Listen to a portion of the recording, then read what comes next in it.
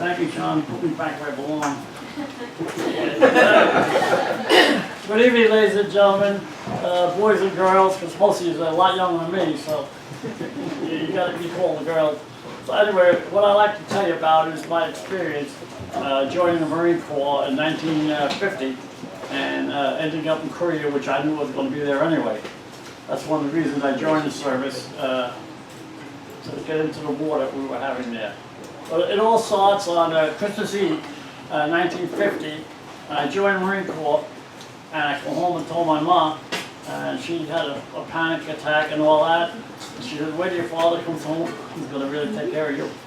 My father come home, I told Dad I joined the Marine Corps. Mom's upset. He said, "I'll do what you have to do. The time is going to come for you anyway. If you didn't join, you're possibly going to get drafted." So I elected to join the Marine Corps, and in 2 weeks I was on my way to South Carolina to the Marine Corps luxury camp down there, not Paradise Island, Parris Island. Oh. So we started training there, and we come off the train in a town called Yamasee. And I said, what the hell is that, Yamasee? Never heard a name like that in my life. It's an Indian village in South Carolina, in the lowlands, into the swamps actually. So we got off the train, 60 guys from New York. I happened to join in New York City, so I was put in with the New York group. And we got down there, and as soon as we got off the train, the drill instructors come over. What the hell did they send me? A bunch of crap from New York City. What am I going to do with you guys? You're all hoods and all that. But it says, here's what we're going to start doing, start from scratch. I'm going to pass a box around. In the box, I want you to go with your zip guns, your knives, your sharpening combs, your cigarette lighters, and your cigarettes. All into that box. So I said to myself, what the hell, who am I with here? In Jersey, we don't do those same things. We're nice kids over there. We are, really. So, all of a sudden here, clunk, clunk, bang, bang, bang. And sure enough, all this crap is going into the box. He comes back and he looks into the box, the drill instructor does. He says, "I'm telling you guys once more, I'm passing the box one more time. I want that stuff in there." Sure enough, the box goes around and you hear clump, clump, clump, clump. These guys are holding back. I said, I drove down on this train with these guys, they're all armed for Christ's sake. He said, that was the second time, anything we find on you guys now, you disobeyed a military order and you're eligible for court-martial. I gave an order, I wanted everything, I gave you 2 chances. And the third time, if I catch you, you're in trouble. Well, needless to say, I'm looking around and I said, oh my God almighty, these kids look good to me. But half of them had guns on them for crying out loud. And you remember back in the 50s or 60s, the zip gun was the big thing in New York City. The homemade guns the kids had, all that. And they had them there. The DIs knew about it. And believe me, our DIs in South Carolina were born-bred Confederate soldiers reconstructed. Right? They hated New York. For some reason, New York. They didn't mind Boston, they didn't mind all the other northern cities, but they did not like New York.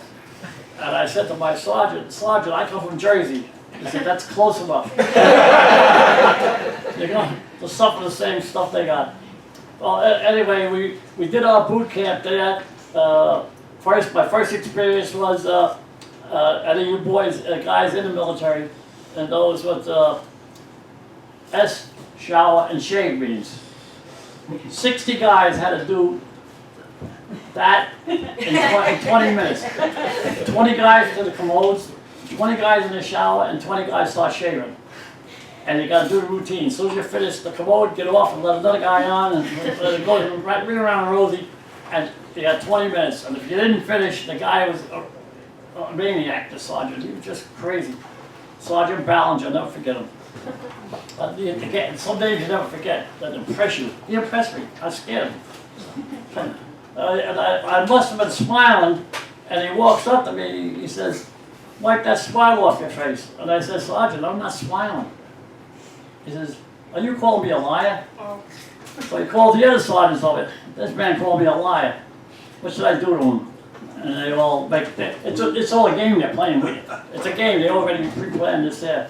What think about it, Sergeant? Let him go now. And the sergeant puts his face right on my face. I said, God, this guy hasn't brushed his teeth in weeks. It stinks. He's got some bad breath, this guy. He said, if you wasn't smiling, what are you going to eat? So, no, so, yeah. But from that point on, we didn't realize we were being brainwashed. This is how they brainwash you. They break your spirit. They went after the guy's mother. Everything he did. Are you mommy's boy? Mommy can take care of you? Call your mommy. You're afraid of us down here? Maybe mommy will help you out. Never mention a father one time. It's your mother they were working on, because they know most boys and men respect their mothers tremendously. I did, and everybody else did. So they try to break your will. We come down, we thought there's a bunch of tough guys out of New York, and they're working on you to reduce you to one guy. That's why you did so much marching. Everybody said, wait, we were marching hours a day. Why? Till everybody looked the same. That was it. They were getting in the routine. After weeks of this, we started to realize this sergeant ain't that bad. Because the more we gave into him, the easier he got on us. So he ordered something, we did it. And that's what he was doing, making you order. The whole 6 of us did the same thing at the same time in unison. That was their routine. And then from there on, they said, now we got to learn to eat the military style. And anybody in the military shows up, heard this, S on a shingle. And believe it or not, it was delicious. I liked it. It really was. So I never had it at home, so I didn't know what the hell I was eating. So we had that there, and we had good meals. Sunday meals was chicken, that was good. Sunday evening was steak, that was good too. And another time they said, on Sundays now, all Catholics can go to church.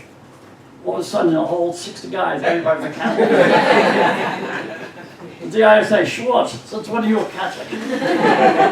Does your mother know that you changed your religion for you again? Everybody, because that was getting away from those guys for an hour. And we went through that bit like that.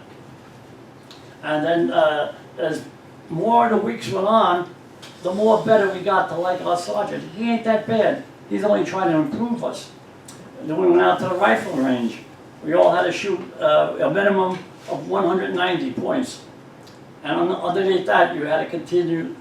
They put you back in your class if you didn't make it. They give you 2 chances. Out of the second chance, I made 197. It was just barely over. Whatever, some guys are experts and all that. But I never fired a rifle. Come from Jersey, we had nothing over there like that. We didn't do those things. So after I learned how to shoot the right way, I became excellent. My scores became so good, they wanted to make me a sniper. And my sergeant says, Gonzales, whatever they're telling you, you don't want to do it. Because your chance of living when you go to combat is hours, that's about all. Wow. They don't like snipers over there, even your own guys might shoot you for that. So after we went through that bit, we got better. And I said before, we liked our sergeant now, and his underlings there, these guys are all like puppets. Whenever he says something, is yes sir, no sir. They knew it right away what the game was. So after a while, we got darn near our graduation time. That was supposed to be 13 weeks. They only gave us 11 weeks because they needed the bodies in Korea now. Their casualty rate in Korea was bad, and they were trying to get the Marines and the Army guys, I guess, overseas as fast as possible. So we had our training. I did good on the rifle, like I said. And then they measured us for our nice uniforms so we could have the big parade.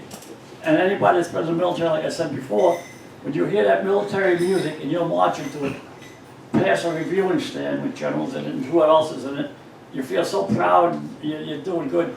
And after we got done our graduation exercises, they gave us a little globe anchor pins that go on our collars. That was like a wedding ring. They said, here, you're married to the Marine Corps now for the rest of your life. This is it. I still got mine at home. I wear them my collar. I didn't wear them tonight, but I wear them when I go out to functions like this. And then, what?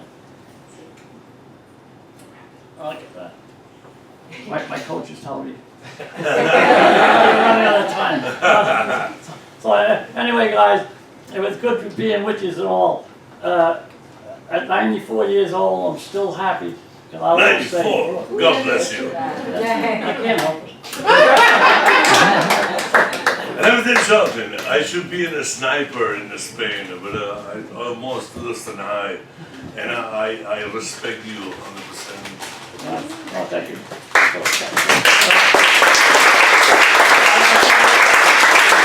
I would just like to finish up saying, God bless our Gold Star mothers, God bless the Marine Corps, and God bless America. Yes. Thank you, Sergeant Albert Gonzales.